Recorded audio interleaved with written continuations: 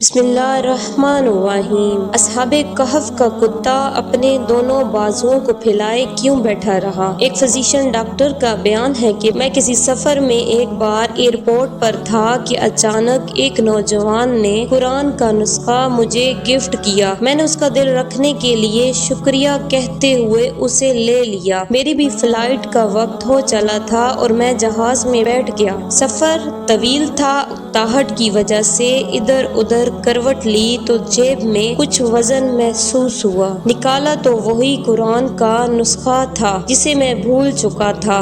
دل میں آیا کہ دیکھوں تو صحیح کیا ہے۔ میں نے کھولا تو میرے سامنے سورۃ کہف کھلی اور میں دھیرے دھیرے ورگردانی کرنے لگا۔ اچانک میں دو ایسی آیتوں سے گزرا جنہوں نے مجھے ٹھہرنے اور غور کرنے پر مجبور کیا، اور وہ دونوں آیتیں یہ تھیں: آپ دیکھیں گے کہ آفتاب وقت طلوع ان کے غار سے دائیں جانب کو جھک جاتا ہے اور بوقت غروب ان کے بائیں جانب کترا جاتا ہے، اور وہ اس غار کی کشادہ جگہ میں ہے۔ دوسری آیت یہ تھی: اور آپ خیال کرتے ہیں کہ وہ بیدار ہیں، حالانکہ وہ سوئے ہوئے تھے، خود ہم ہی انہیں دائیں بائیں کروٹیں دلایا کرتے تھے۔ ان کا کتا بھی چوکھٹ پر اپنے ہاتھ پھیلائے ہوئے تھا۔ ڈاکٹر کہتا ہے کہ ان کا سونا اور کروٹیں لینا سمجھ میں آتا ہے، لیکن یہ اس لیے ضروری ہے تاکہ ان کا جسم اگر ایک ہی کروٹ میں رہے گا تو خراب ہونے اور جسم کو مٹی کے کھا جانے کا خطرہ ہے۔ ڈاکٹر کہتا ہے کہ اب تک مجھے جس چیز نے سب سے زیادہ حیرت زدہ کیا وہ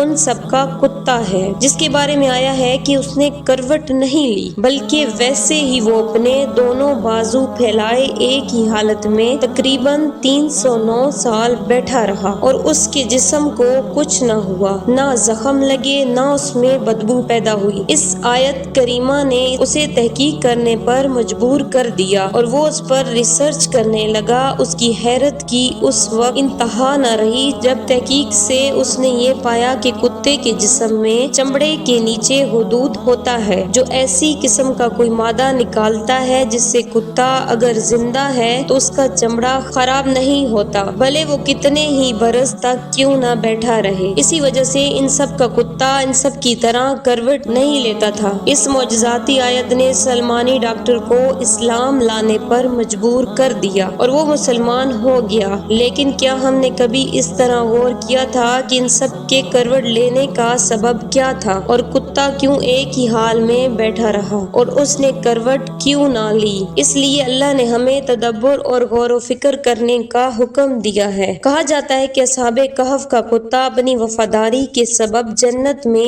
جائے گا، جبکہ کتا تو نجس العین ہے اور جنت پاکیزہ مقام ہے جو اللہ کے مقربین کے لیے مخصوص ہے۔ اس میں حرام اور نجس جانور کا داخلہ کس طرح ممکن ہے؟ کیا قرآن و حدیث میں اصحاب کہف کے کتے کا کوئی ذکر موجود ہے؟ آخر کتے نے اصحاب کہف کے ساتھ کون سی وفاداری نبھائی کہ جس بنا پر اس کتے پر جنت واجب ہوئی؟ کتے کو نجس کیوں کہا جاتا ہے؟ 3 وجوہات جس کی بنا پر کتا حرام ہے۔ سب سے پہلے تو یہ ایک کتا ساری رات جاگتا ہے اور جب اللہ کی رحمتوں کا نزول ہوتا ہے تو وہ اوندے منہ ہو کر سو جاتا ہے۔ دوسری وجہ یہ ہے کہ کتا اپنے ہم جنس کو دیکھ کر ہمیشہ نفرت کا اظہار کرتا ہے اور بھونکتا رہتا ہے۔ تیسری وجہ یہ ہے کہ کتا اپنا کھانا کھا کر باقی بچے ہوئے کھانے کے اوپر مٹی ڈال دیتا ہے تاکہ وہ کسی اور کے کام نہ آئے۔ اب آپ کو اس سوال کا جواب دینے سے پہلے کہ کتے پر جنت کیوں واجب ہوئی، پہلے آپ کو مختصر اصحاب کہف کا واقعہ بیان کرتے ہیں جس سے معلوم ہو سکے گا کہ کیسے ایک کتے نے ان سے وفاداری نبھائی۔ دقیانوس نامی ایک ظالم اور جابر بادشاہ تھا جو کہ آج سے 2000 سال پہلے روم کا بادشاہ تھا، اور افسوس شہر ان کا دارالحکومت تھا۔ پورے شہر میں جو کوئی بھی بتوں کی پوجا سے انکار کرتا بادشاہ دقیانوس اس کو قتل کروا دیتا۔ کچھ نوجوانوں نے دیکھا کہ ایک ایمان والے شخص کو جب دقیانوس نے قتل کروایا تو فرشتے اس کی روح کو لینے کے لیے آسمان سے برکت کے لیے اترے۔ یہ روح پرور منظر دیکھ کر ان نوجوانوں کا ایمان جاگ اٹھا۔ انہوں نے بھی بتوں کی پوجا سے انکار انکار کر دیا اور کھلے عام اللہ کی عبادت کرنے لگے۔ مولائے کائنات حضرت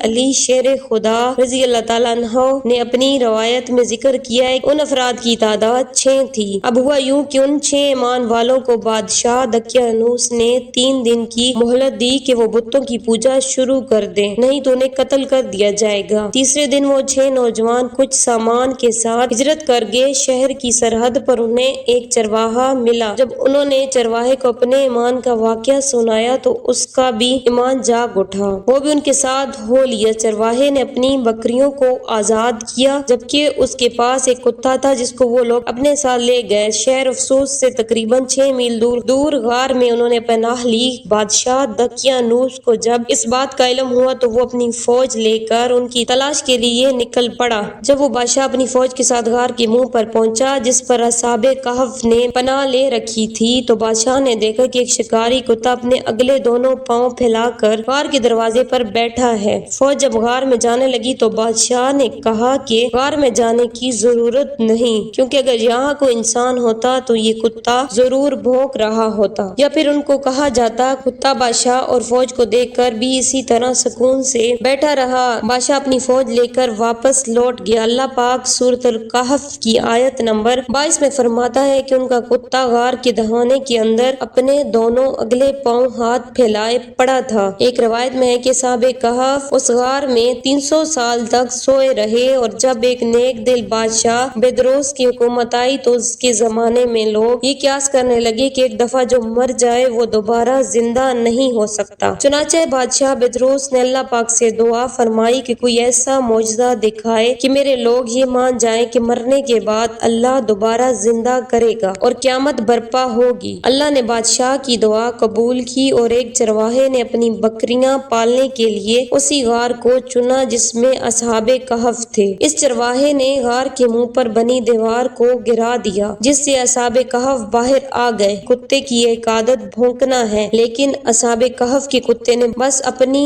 ایک عادت چھوڑی تو اللہ نے اس پر جنت واجب کر دی۔ اس کتے نے اپنی فطرت کو چھوڑا، یہی پر حکم ہوا کہ اس کتے پر جنت واجب ہے۔ اللہ پاک ہمیں صراط مستقیم پر چلنے کی توفیق عطا فرمائے، ہمیں نبی کریم صلی اللہ علیہ وسلم اور ان کی آل پاک سے بے پناہ محبت عطا فرمائے، آمین۔